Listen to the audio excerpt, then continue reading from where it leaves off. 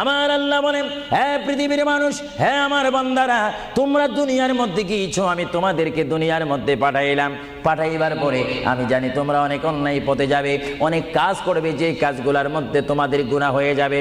হে বান্দা, তোমরা গুনাহ করবে তাও আমি ভালো মতো জানি, তোমরা পাপ করবে তাও আমি ভালো মতো জানি।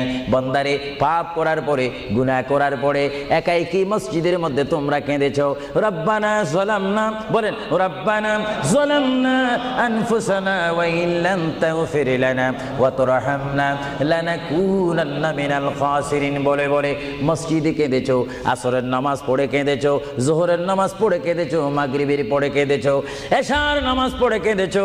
এ বান্দা, নামাজের মুসল্লা যখন বসে যাও, আমি আল্লাহকে তোমরা বারবার বলো, আল্লাহ গো আমার গুনাহ মাফ করে দাও। তারপরও আমি তোমাদের গুনাহ মাফ করে নিই। তারপরও তোমরা নিশি রাত্রে, মানুষ যখন ঘুমে যায়, তোমার বিবি যখন ঘুম যায়, তোমার ছেলে যখন